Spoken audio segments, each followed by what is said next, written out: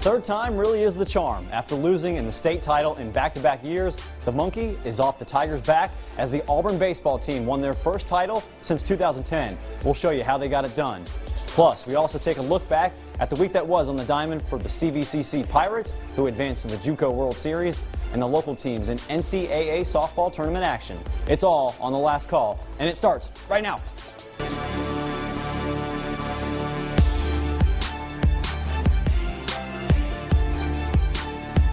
Welcome back to The Last Call. I'm your host, Justin Holbrook. This is it. High school sports are officially over for all of our area teams. Before it came to a close, history was made by the Auburn Tigers. If you missed it, don't worry. We know how to run it back.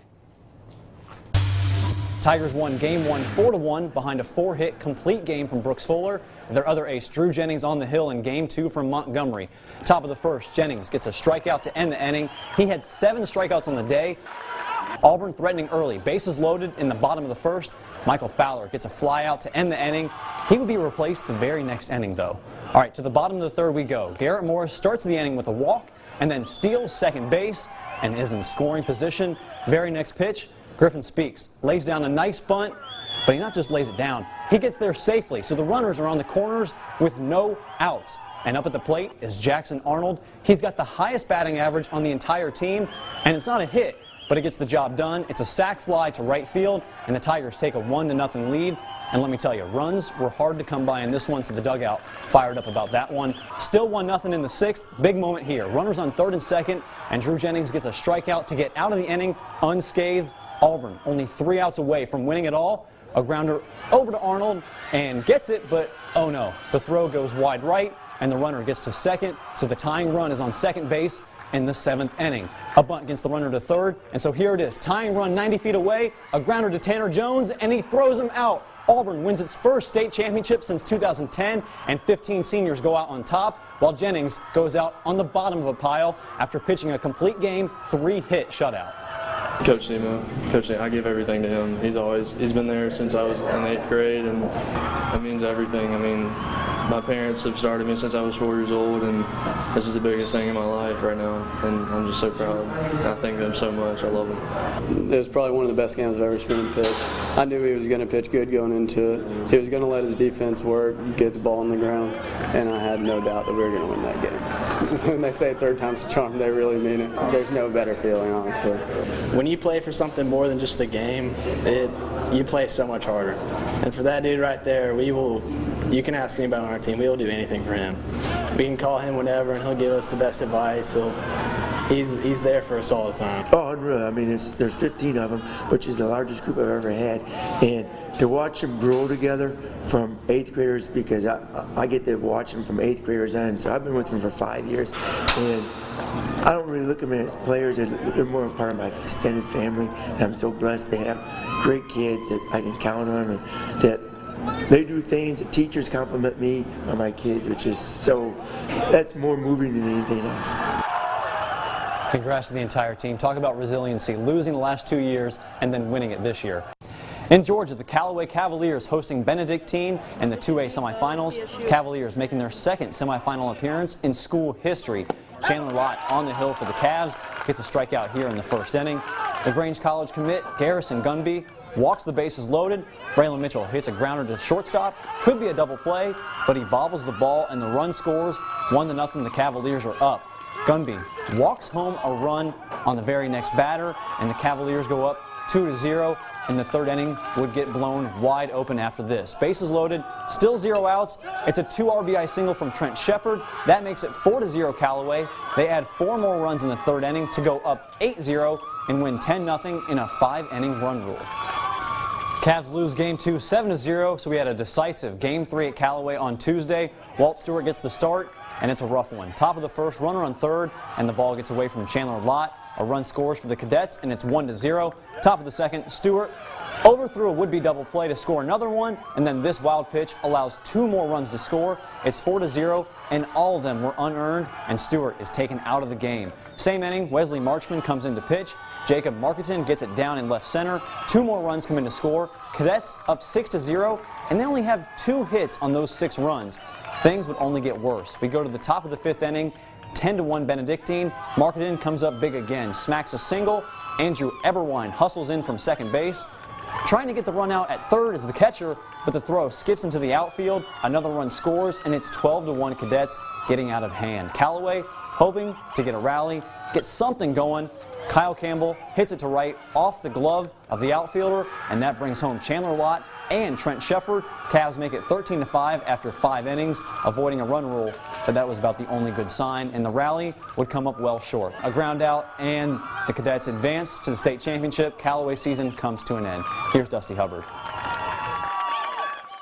If somebody would have told me in early February when we were practicing that we had to win 1 game to make it to the state championship, I'd have said, you got to be crazy, you know, because we were so far away from being a good team. But these guys fought, you know, all the way to the end. I mean, that could have turned into a 10-run rule game, and we just kept battling and kept fighting. And I'm just proud of these guys. Can't say anything bad about them. Should be proud. Only the second team in school history to ever make it that far. Congrats to Callaway on a great season. On Thursday, Smith Station softball lost to Spanish Park, pushing them to the losers bracket, so they would need a win over Fairhope to make the state championship game. The Panthers and the Pirates tied 1-1 in the 5th until Fairhope's Bella Wiggins cranks a 2-run home run. The Pirates would add another run, but Smith Station starts to come back a little bit. A perfect bunt gets laid down, and the Panthers load the bases and a chance to draw even. Lexi Webb up at the plate and draws a walk. Bella Garraza comes in to score. That makes it 4-2. All right, same inning, bases still loaded. Olivia Sinquefield rips it up the middle, but Aaliyah Johnson makes an unbelievable play, snagging it out of midair. Take another look. She turns over to third base for the double play. Just a backbreaker for the Panthers. Could have had 2 runs, but instead, no runs. And Smith Station is now down to their final out of the game. Runners on second and third. A base hit might tie it. Johnson, though, gets a strikeout to end the game, and Smith Station falls 4-2. They fight. They fight. They never quit. It was a great year. Great year. Snuck up on a lot of people. But when you get to a certain point, it's hard to sneak up on people. But I couldn't be more proud of these kids. We don't have enough time to talk about them. Tremendous competitors, tremendous students, tremendous kids, tremendous athletes. I'm proud of all of them. I love all of them. Panthers went from unranked to 1 win away from being in the state title. Great season for all the ladies out there. Back on the diamond, the Chattahoochee Valley Pirates made back-to-back appearances in the Junior College World Series in 2014 and 2015. Since then, they've been knocking on the door to get back, but coming up short in the Alabama Community College Conference Tournament. But a win on Monday would punch their ticket back to Colorado for the JUCO World Series. Pirates taking on Wallace State. It's the 4th inning and the Pirates are up 4-3. Jalen Smith at the plate. He slices this one into right field. Nick Poski scores, and so does MJ Rookard. And then the Pirates, they get thrown out at third, but 2 runs come in to score. And then Evan Baber, pitching for the Pirates, gets a strikeout here to end the 5th inning. And that leaves a runner stranded on second. A wild pitch from Wallace State in the 5th. Casey Cobb comes in to score, and CVCC is up 7-3. Sawyer Steele in to close it out in the 9th inning, gets a strikeout, and they are headed to the JUCO World Series, which begins on May 26th. Columbus State also looking for a national championship. Elimination game today against North Greenville, the #3 team in the country, and CSU less than an hour ago pulls off the 6-3 win. They will play Belmont Abbey tomorrow and need to win twice to advance. In CSU softball news, junior Elizabeth Purdue was named the Southeast Region Player of the Year, while Callie Starr and Kia Smith also received all-region honors. Purdue was also named the Peach Belt Conference Player of the Year just a few weeks ago. The Phoenix City native and Glenwood grad finished the season with a team best .423 batting average, 13 home runs, and 68 RBIs, ranking top 3 in the PBC in all 3 categories. Coming up on the last call, Auburn, Georgia, and Alabama all playing to keep their season alive in NCAA regionals. 1 team eliminated and 2 others are moving on. I'll tell you who they are and how it happened. Plus, Alabama quarterback Tua Tagovailoa takes part in his 2nd parade after winning a national championship, but this one, back in his hometown in Hawaii, is something you just have to see. That's coming up.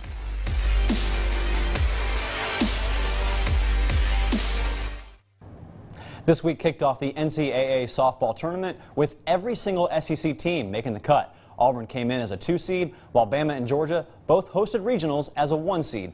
Let's start with the Tigers, taking on Florida State yesterday. Game tied 1-1 in extra innings. Bottom of the 8th, Alyssa Rivera dives, but the ball gets past her, and Carson Gordon going to have extra bases, but she's going for more than that. Rounds third and slides in safe for the game-winning inside the park home run. Don't see that too often. Later in the day, Auburn taking on Jacksonville State. Tigers trying to keep their season alive, but they cannot do it. 3-2, they go down, and Auburn's season come to an end. Meanwhile, Georgia beat Northwestern 12-0 yesterday, and the Dogs facing the Wildcats again today with the same result. Georgia wins 9-7, and they're headed to their 10th Super Regional in program history. Alabama facing Oregon State today. Crimson Tide, they roll once again, beating the Beavers 6-0, so Bama also advances to the Super Regionals. We got 2 teams still alive. This week, Alabama quarterback Tua Tagovailoa returned home to Hawaii, celebrating his national championship with friends and family. CBS 42 sports reporter Simone Eli has this special report from Iwa Beach in Hawaii.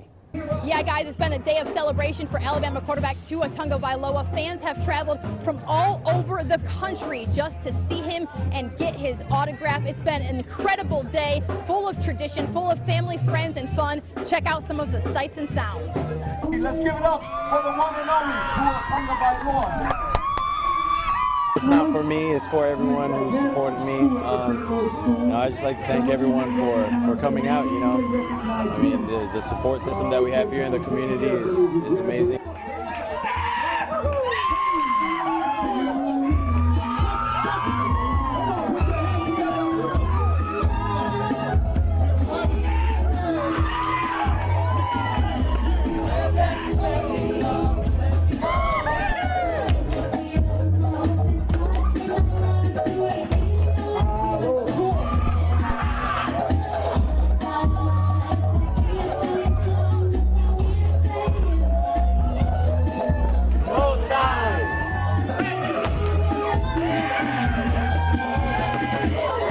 Testament to where I've come from as well. The amount of support that I had growing up still hasn't wavered. And this is just the beginning of an entire weekend full of celebrating for Alabama quarterback Tua Tagovailoa back in Hawaii for the first time since the national championship win. We'll have more from him and his family live here on CBS 42. In Hawaii, Simone Eli, CBS 42 Sports. Very cool. We're still serving on the last call, and just around the corner is the inspirational story of a 9-year-old Little Leaguer who has defied the odds to play the game he loves.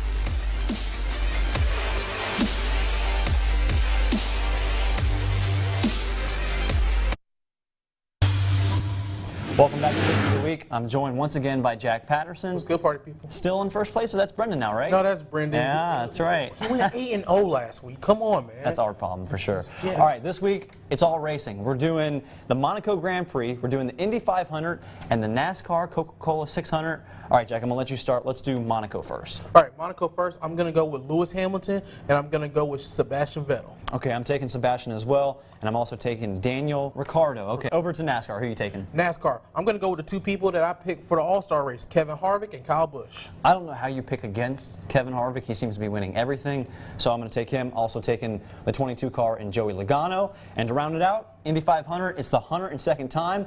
So, Jack, who you got? I'm going with Joseph Newgarden and Ryan Hunter-Reay.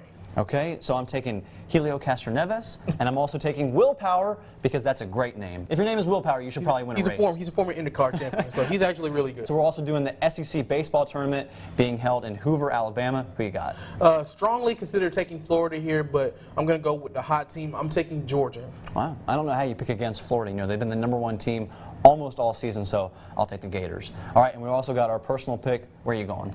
I'm going, once again, this team has done well for me. I'm taking Atlanta United again over New England. They're going to beat up on the Revs on the road. Good deal. I'm going to stick with soccer, but instead of the MLS, I'm doing the USL. That's the United Soccer League, if you don't know that. I am taking FC Cincinnati to beat Pittsburgh. They're the Riverhounds. Cincinnati could be an MLS team here in the next couple of years. For the Indy 500, he has Joseph Newgarden and Alexander Rossi. For the Coke 600, he has Kevin Harvick and Kyle Busch, just like me, smart man. For Formula One, he has Lewis Hamilton and Valtteri Bottas. For the SEC Championship, he has Florida, and his personal pick will be the Caps to come back 3-2 down to beat Tampa Bay. Wow, Caps year apparently. Okay, so I've got our producer Connor Hackling, Indy 500. He's taken Danica Patrick in her last race. Also taken Scott Dixon in NASCAR. he's doing Kyle Busch and Chase Elliott, so no Kevin Harvick there. And then for Monaco, he's got Sebastian Vettel, and help me out here on this last one. Kimi Räikkönen. Kimi Räikkönen. Okay, if he wins, good for him. No idea. No idea who that is. For the tournament, he's taking Florida as well. And for his personal pick, he's copying you, taking Atlanta United over New England on Wednesday. All right, that's it for Picks of the Week. One of Braylon O'Neal's favorite things about life is baseball, and when anyone thinks he can't do something. The Kid in the Cage is one of the youngest players on his Warwick Little League team. At 9, he's earned a spot to compete with 10 and 11-year-olds. And you can see he has one of the best arms out there and loves to show it off over at third base. So usually my coach likes putting me there. He just said I have a good arm, I can throw far. I like how they call the hot corner. I like how balls come like flying at me. We can play for each other like we always do, right? His coach compares his hitting to another pretty good third baseman who, like Braylon, rarely struck out. My coach called me Wade Boggs because I never let a ball get by me. So you make contact? Yeah, I'm a contact hitter. 2, 3, crazy! He showed us that. I like it, come on! With 2 strikes on him. I like having like pressure on me. I like going against older kids, you know. I like proving myself. Here go, Gray. Oh, good job. People think that because I have robot legs, they don't really think I'm that good. And then whenever I do really good, they're always like, wow. They're like, wow, a lot. The congenital defect that hit the O'Neals is about 1 in 6 million. Play some defense, guys. You might have noticed his legs, but the same issue left him with only 2 pliable fingers on his left hand, the one that provides most of the power on the bat. But for Braylon, he doesn't really worry about any of that. He just loves to play. When somebody thinks you can't do something, what's that make you want to do? Prove them wrong. Guess what he wants to be when he grows up? A baseball player, a football player, or a coach? In Warwick, Walt Buteau, Eyewitness News. Absolutely love that story. The Calvary Christian baseball team is the first boys varsity team to win a state title in school history, and for that, the Knights get our Athletes of the Week award. That report is coming up after this.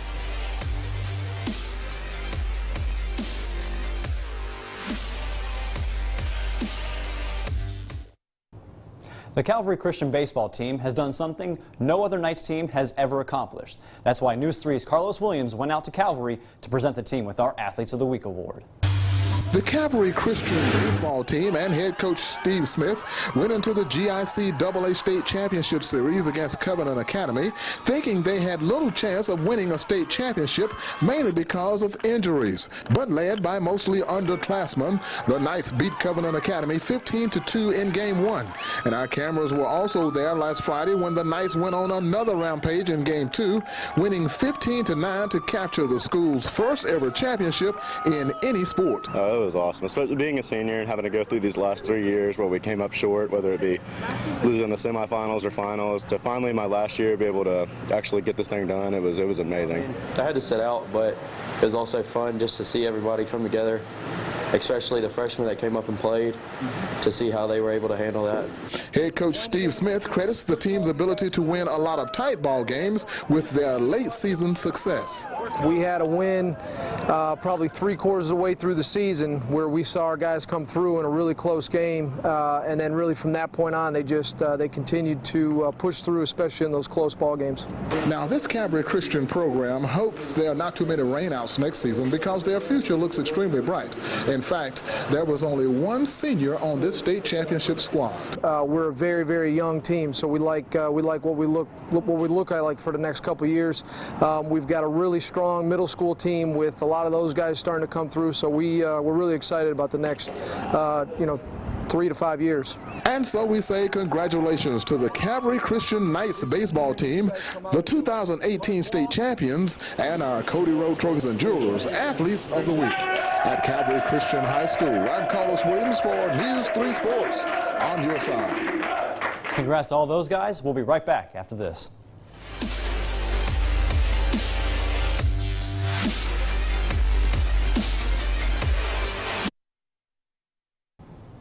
Well, for those of you that don't know, today is Carmen's last day. Carmen, I wanted to bring you on the show. Thanks for sticking around. I just wanted to rehash this great memory you and I had together. Terrible So Carmen went to Michigan State. I'm an Ohio State fan, and so she bet me that for some reason the Spartans would win. And Carmen, what was the bet? Oh, I guess I have to say it, but so the bet was if Ohio State won, which they did, I had to make Buckeyes. Hence the shirt. And Yeah, I that's a also good had to wear shirt. the peanut shirt. To work. So unfortunately, I lost the bet. He got his little delicious chocolate-covered peanut things. Buckeyes. And, yeah, Buckeyes. Yeah. I know. They were actually pretty good. She never heard of them before that, and she made them, and they were I didn't know what a Buckeye delicious. is, but you know. Just real quick, tell our viewers where you're heading. Okay, I am headed to Eugene, Oregon, so the West Coast. I'm taking on chief meteorologist position there. So I'll probably be a Ducks fan. Awesome. I'll still be rooting for Michigan State and not rooting for Ohio State. Well, so Carmen, it's been awesome working with you. Thanks so much. Thanks for watching Last Call. We'll be back next week.